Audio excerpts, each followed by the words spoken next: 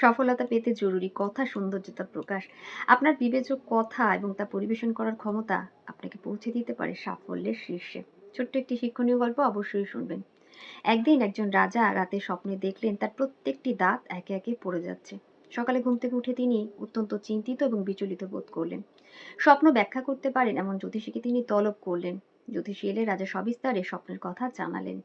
সমস্ত কথা শুনে জ্যোতিষী বিষণ্ণ মনে রাজাকে বললেন, মহারাজ, আপনার স্বপ্ন তো চরম দুঃসংবাদকে ইঙ্গিত করছে। সেটা হলো আপনার পরিবারের সকল সদস্য একে একে আপনার চোখের সামনে মারা যাবেন। সেই কষ্টটা আপনাকে সহ্য করতে হবে। এই কথা শুনে রাজা বিরক্ত হলেন। তিনি ভীষণই রেগে গেলেন। জ্যোতিষীকে কারাগারে নিক্ষেপ করতে নির্দেশ দিলেন। ওই দিন রাতে রাজা আবারও একই স্বপ্ন দেখলেন, অর্থাৎ তার দাঁতগুলি একে একে পড়ে যাচ্ছে। রাজা সকালে আবারও এক জ্যোতিষীকে সভায় ডাকলেন।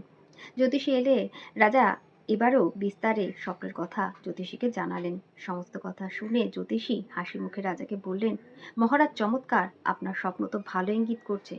সেটা হলো আপনি হবেন আপনার পরিবারের সবচাইতে দীর্ঘায়ু ব্যক্তি। এমন ব্যাখ্যা শুনে রাজা অত্যন্ত খুশি হলেন। তিনি জ্যোতিষীকে বহুমূল্য উপহারে পুরস্কৃত করলেন। হ্যাঁ বন্ধুরা, আপাত দৃষ্টিতে দুইটি ব্যাখ্যাকে ভিন্ন বলে মনে হলেও ব্যাখ্যা দুইটি একই। একদমই।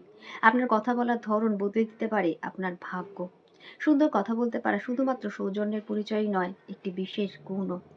গল্পে মধুর ভাষণ রাজার মন জয় করল, আর তীর্যক ভাষণ ডেকে আনলো বিপত্তি।